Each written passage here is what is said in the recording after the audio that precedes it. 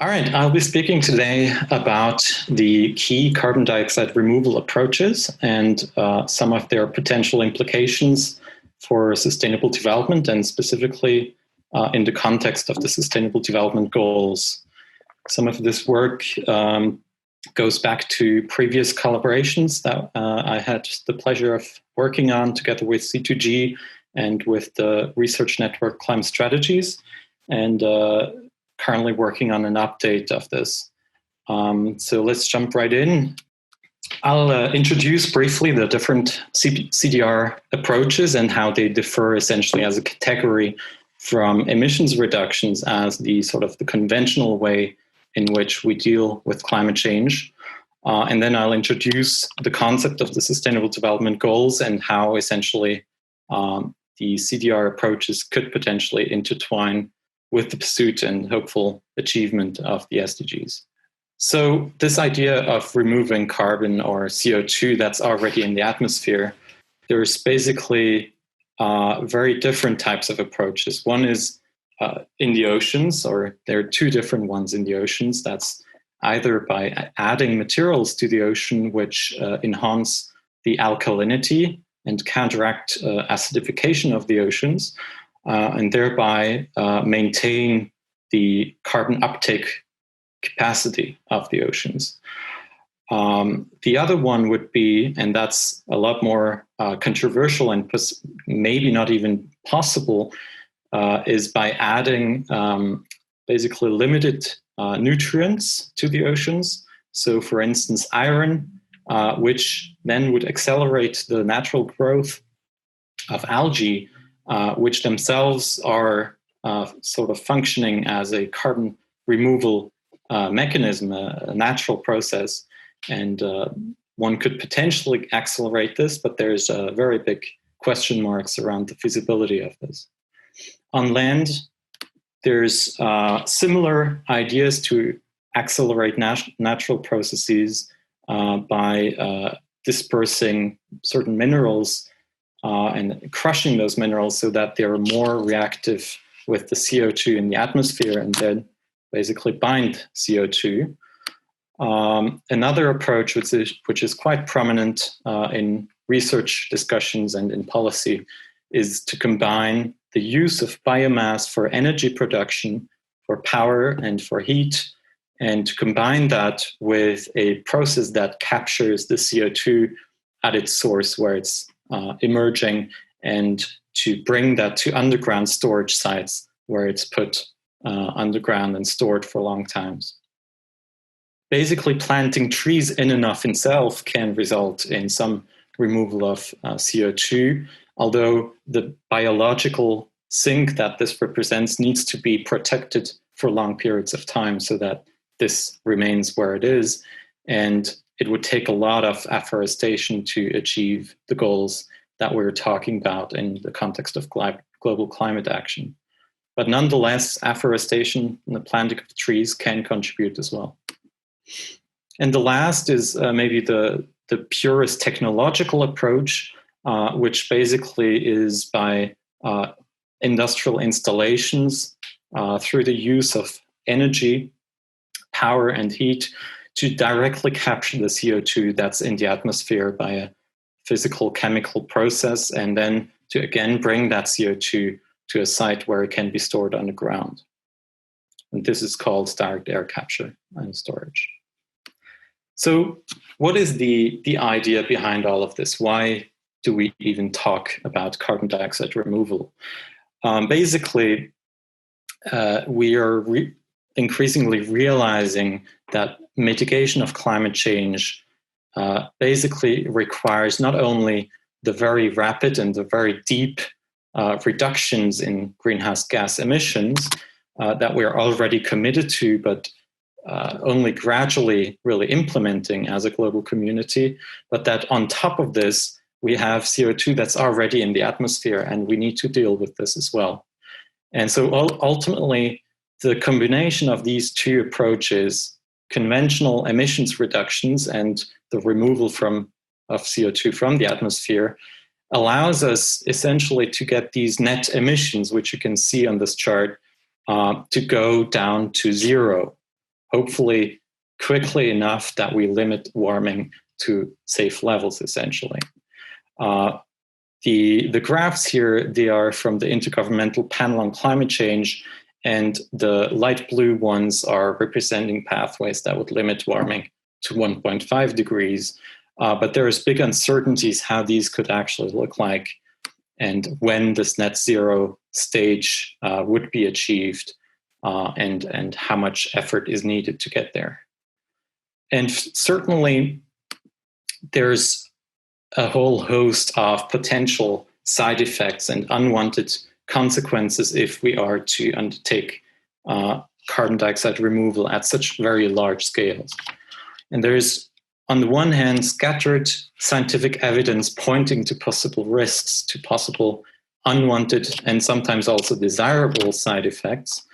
And on the other hand, we have the Sustainable Development Goals, which really represent, in a way, the long-term vision as a global community where we want to be moving.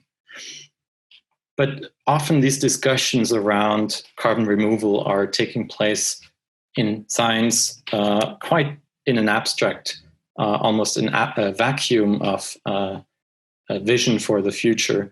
And so what we did in this study a couple of years ago, and like I said, we're currently updating, is to sort of try and bring those two together and see how these different pieces of knowledge that we have might actually map out to an understanding how different forms of carbon dioxide removal would play out and how they would interact with the Sustainable Development Goals. And so this is an overview of the knowledge and the knowledge gaps that we're looking at and the possible risks and positive as well as negative interactions that might take place for each of these different carbon dioxide removal approaches on the one hand, and the 17 Sustainable Development Goals. And you can see that various goals are, we already have an idea how they might be affected, how carbon dioxide removal approaches might contribute or challenge their achievement. And I'm going to give you just two examples of goals, three examples actually, how this might play out. The first one is the SDG 1, the goal to eradicate poverty.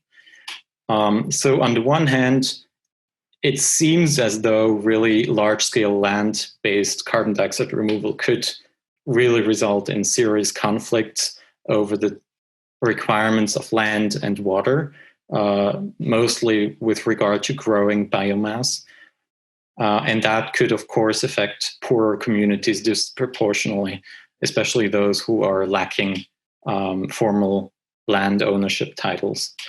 On the other hand, could policy instruments be devised in a way that actually benefits farmers if these policies are done in a way to really target and support farmers in the implementation of some of these approaches? But if not done adequately, such policies, such interventions could also create unfair competition with larger corporations, for example, having easier access to support mechanisms. And thirdly, there's also the question whether public spending, public budgets would change once we really see large-scale implementation of some of these approaches, and whether the spending would either displace funding for poverty alleviation, or on the other hand, whether the beneficial result of reducing the overall costs for mitigating climate change would actually allow to free up funding for poverty alleviation.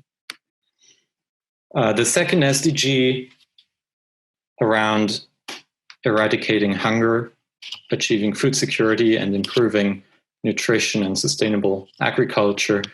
There are a couple of possible interactions as well. The first one being that there's huge uncertainties around the performance and effects around ocean fertilization, whereby fisheries could strongly be affected. We don't know enough to judge this effect properly to date.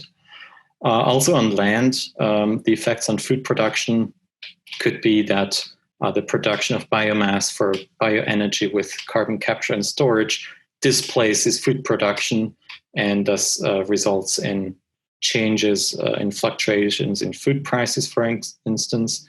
And again, here it depends very much how these interventions are designed, whether there are incentives to undertake bioenergy and CCS in ways that really challenge the local food production systems, or whether it's done in a way that it complements and, for instance, only relies on waste biomass, thus really limiting the impacts on food production.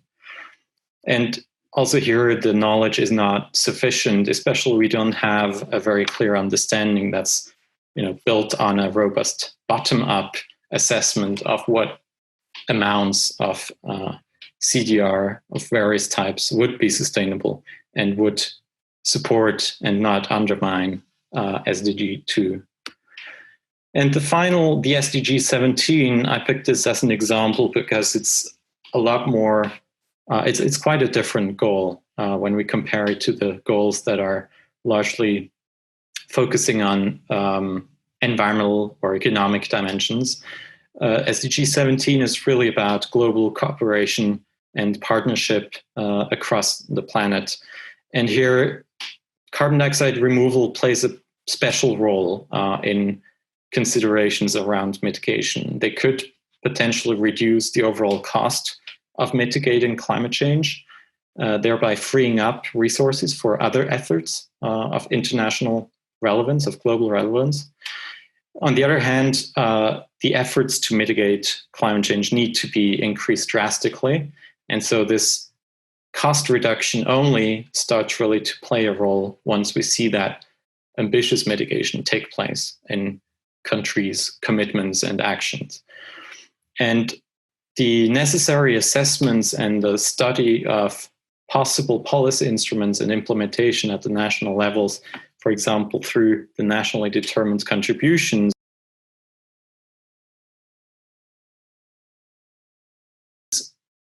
studies and the exploration of possible approaches could help strengthen global cooperation on mitigation overall and hopefully result in an accelerated fashion in dealing with climate change.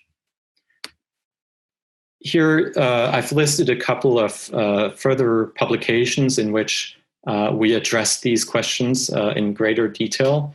Feel free to look them up if you're interested in this subject. And as I've said, we're currently working on an update of the possible implications that carbon dioxide removal could have on the SDGs.